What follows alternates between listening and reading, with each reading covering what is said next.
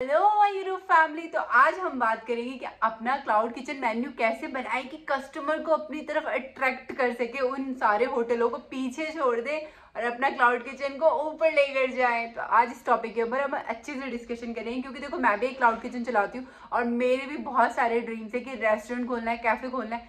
धीरे धीरे पूरा करेंगे। अभी एक छोटा सा क्लाउड किचन खोला है केनिया में, बट सपने छोटे छोटे से ही ना पूरे होते हैं। बट अब छोटी शुरुआत करो, बड़े जरूर होंगे, ठीक है। और अभी आपको पता है आजकल जो मेरा एक्सपीरियंस है ना, मतलब मुझे ना कुछ चीजें मैं आजकल सोचती हूँ, देखती हूँ। मतलब लाइफ ना, जब आप यूट्यूब पे नहीं थे ना, मेरी लाइफ इतनी नॉर्मल थी, मुझे लोगों की प्रॉब्लम्स ही नहीं पता थी, मैं सच बताऊँ तो। आज जब मैं इस प्लेटफॉर्म पे आई हूँ, अपनी चीजें डालती हूँ, तो जो मेरे को सबसे पता है सबसे बड़ी चीज क्या लगती है, यूट्यूब से पैसे कमाना सेकेंडरी, यूट्यूब पे फेम होना फर्स्ट था। बट अभी मेरा ना, मतलब पता है इतने जब लोग मुझे मैसेज कर रहे हैं ना इंस्टाग्राम पे कि उन्हें भी खोलना है, उन्हें 2 पैसे कमाने हैं। मतलब ऐसा है कि मैं केनिया में हूँ, बहुत सारे लोग जर्मनी, यूएस, यूके, मतलब को बिलीव नहीं होगा, वहां पे मेरी जैसी बहुत सारी वाइफ्स होती है जो शादी करके जाती है पर वो हाउस वाइफ बन जाती हैं, क्योंकि उन पे ऑप्शंस नहीं मिलते उनको जल्दी कुछ करने के। तो आज वो भी क्लाउड किचन करने का सोच रही है। तो मुझे बहुत खुशी मिलती है कि बहुत सारी, जब पता है आप खुद उस चीज को फील करोगे ना कि पैसे से ज्यादा ना, जब आपको लोग ऐसे इंपॉर्टेंस देने लग जाते हैं, वो आपसे मोटिवेट होते हैं, इंस्पायर होकर कुछ करना चाहते हैं, तो आपको बहुत अच्छा लगता है। मतलब एक टाइम पे मैं ये सोचती हूँ कि अगर उसने अपना क्लाउड किचन खोल लिया और उनकी लाइफ में जो प्रॉब्लम्स है अगर वो सॉल्व हो गई, कल को वो मुझे याद करके मैसेज करेंगी, तो मतलब कितनी अच्छी फीलिंग होगी यार वो। तो ये सब चीजें भी मेरी लाइफ में ना, मतलब एक पार्ट ऑफ लाइफ बन गया, जिसे कहते हैं। मैं सोचती रहती हूँ कि मतलब उनकी लाइफ में ये प्रॉब्लम है, जल्दी से जल्दी वीडियो बनाती हूँ उनके लिए। कई बार मतलब टाइम ऐसे मेरे पास होता है, मैं जब बैठ के शांति से कमेंट्स पढ़ती हूँ या मैसेज पढ़ती हूँ, तो मैं पूरी कोशिश करती हूँ कि उनको जल्दी से मैसेज में जितना हो सके उतना रिप्लाई कर दूँ। अगर इस वीडियो से आपको हेल्प मिलती है तो मुझे कमेंट करके जरूर बताना, और अगर कुछ ऐसे क्वेश्चंस और भी हैं तो आप मुझे बताओ, क्योंकि आप जब मुझसे क्वेश्चन पूछते हो तो मैं बैठ के उस चीज के बारे में सोचती हूँ कि सोल्यूशन क्या हो सकता है, पढ़ती हूँ, समझती हूँ, और फिर आपके लिए पूरा एक शूट करती हूँ कि आप इस वीडियो को देखें और जल्दी से आगे बढ़े, कामयाब हो। आपकी जो जिंदगी में प्रॉब्लम्स चल रही है आप उन्हें जल्दी से जल्दी सॉल्व करें, क्योंकि जब आप मेरे कस्टमर, मतलब सॉरी कस्टमर, क्लाउड किचन चलाते चलाते ना यही हो गया, मतलब आप मेरी ना एक फैमिली बन चुकी हो। ये कहने की बात नहीं है, ये सच्चाई है, क्योंकि मुझे बहुत अच्छा लगता है। मतलब आप सब जब दी बोलते हो, कभी भाभी, मतलब कुछ भी बोलते हो, कोई मैटर नहीं करता, बट बहुत अच्छा लगता है। अब हम आते हैं मेन टॉपिक पे। तो हमारा जो फर्स्ट टॉपिक है कि हमें पहले ये देखना होगा कि हम रहते कहाँ पर है, क्योंकि जहाँ हम रहते हैं ना तो उसके आसपास क्या मिलता है। अगर जैसे इंडिया में मैं अपने घर के पास की बात करूँ, तो मेरे घर के पास ना देखो कैफेज हैं। मतलब कैफे भी वो कैसे, मतलब बोलो छोटी मोटी शॉप्स होती है ना जहाँ पे नूडल्स, मोमोज वगैरह बहुत मिलते हैं, ठीक है। दूसरा वहाँ पे ढाबे हैं, पर वहाँ पे रेस्टोरेंट नहीं है। रेस्टोरेंट मतलब मैं कैसे बोलूँ, 2 किलोमीटर के अंदर नहीं है, 1-1.5 किलोमीटर के अंदर, ठीक है।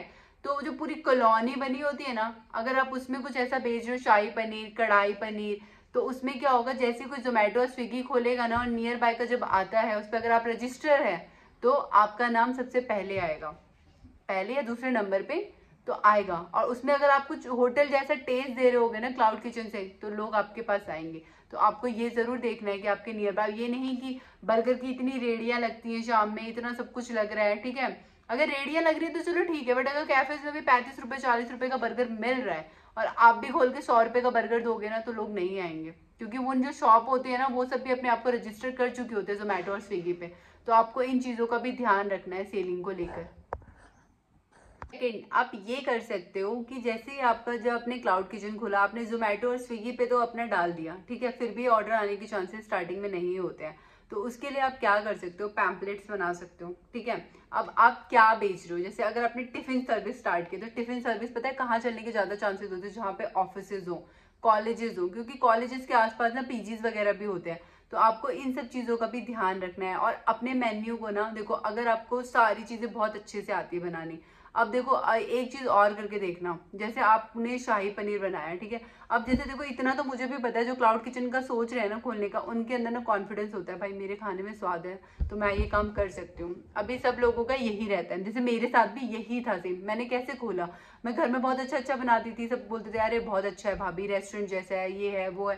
तो मैंने बोला ठीक है, यहाँ पे ऑप्शन नहीं है, मैं खोल के देखती हूँ क्या पता चलेगा। देखो क्लाउड किचन में इन्वेस्टमेंट नहीं होती है ज्यादा, सिर्फ आपके बॉक्सेस का इन्वेस्टमेंट होता है, उससे ज़्यादा कुछ नहीं होता, बाकी आपकी मेहनत होती है और उससे ज़्यादा कुछ नहीं लगता। तो आप ना एक चीज़ और कर सकते हो कि पीजीज के बाहर जाके पैम्पलेट्स वगैरह लगाओ। उससे क्या होगा, आप उसमें अपना जोमेटो का भी लिख देना कि जोमेटो पे हम इस नाम से रजिस्टर है, तो जिससे कि अगर उन्हें जोमेटो पे कॉल करके मंगाना होगा तब वो मंगा लेंगे। दूसरा, अगर उन्हें डायरेक्ट आपके पास ऑर्डर करना होगा तो अपना एक अलग से नंबर लो, अपना पर्सनल नंबर कभी अपने ना बिजनेस में यूज मत करना, तो उसके नीचे अपना नंबर लिख दो जिससे कि वो आपको ऑर्डर कर ले। तो इस तरीके से आप अपना मेन्यू सेट कर सकते हो। दूसरा, कई बार प्राइजेस के ऊपर बात करते हैं लोग, बोलते हैं प्राइजेस कैसे रखें। ओके, आराम से बैठना, एक दिन शांति से बैठना, ठीक है, और एक प्लेट सिर्फ, जैसे होता है ना कि हाफ प्लेट आपको किसी को आलू गोभी देना है, नॉर्मल आलू गोभी की बात कर रही हूँ मैं, ठीक है। एक आलू गोभी का जो मैंने अपना एस्टिमेट निकाल रखा है कि मैं इस तरीके से बेचती हूँ। एक गोभी का रेट कॉस्टिंग है मेरा, एक प्लेट में जाता है 5 रुपए का, आलू जा रहा है मेरा 5 रुपए का। 1 किलो मिर्च की जो कॉस्टिंग आती है हमारी, मान लो 200 की है, तो आप उससे ना आपको निकालना पड़ेगा कि 1 स्पून डालती हूँ मैं, तो 1 स्पून की कॉस्टिंग कितनी आ रही है मेरी, ठीक है। तो 1 स्पून लाल मिर्च की कॉस्टिंग, 1 स्पून धनिया, हल्दी, जितनी भी चीजें आप उसमें डाल रहे हो ना, पहले एक प्लेट ना एक दिन सिर्फ बना के देखना, जो भी आप अपने मेन्यू में लिखते हो, और उसका ना एक एक चीज लिखना, गैस कितने रुपए का लगा वो भी लिखना है आपको, ठीक है। प्लास्टिक का डब्बा ले रहे हो, जो भी डब्बा ले रहे हो, बैग ले रहे हो, एक एक चीज का प्राइस लिखना, उसके बाद देखना कितनी कॉस्टिंग आई है। अब उसके बाद ना आप उस पर 50% रख के बेच सकते हो, 30% रख के बेच सकते हो, और अगर जब आपकी सेल आपको बहुत इंक्रीज करनी है तो स्टार्टिंग में 10-15% रख के ही सेल करना शुरू करना।